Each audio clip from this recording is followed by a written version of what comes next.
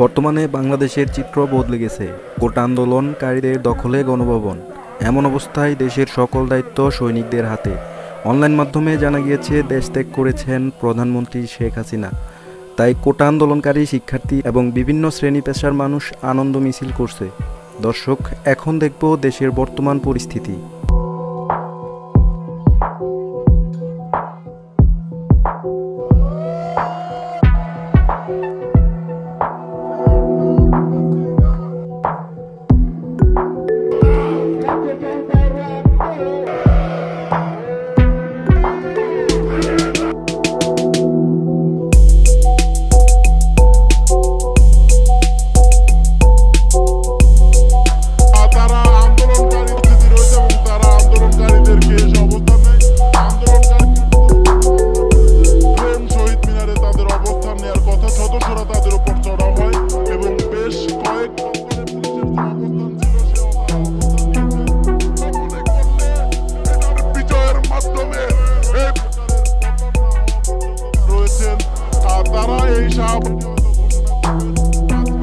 বিশাল উপস্থিতির মধ্যেই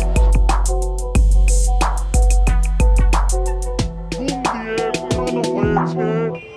এই মুহূর্তে দেখানোর চেষ্টা করছি, যেমনটা দেখাচ্ছি আমি যে ভবনের দিকে আগাচ্ছি এই মুহূর্তে কিন্তু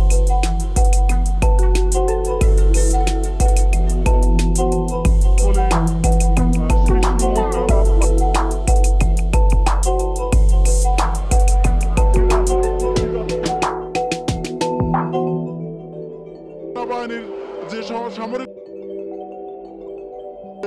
সেই থানার ভেতরে গিয়ে অবস্থান। বর্তমান সরকার যেভাবে শিক্ষা কথা বল তারা এখানে সেটি হয়তো ঘোষণা করবেন আজকে।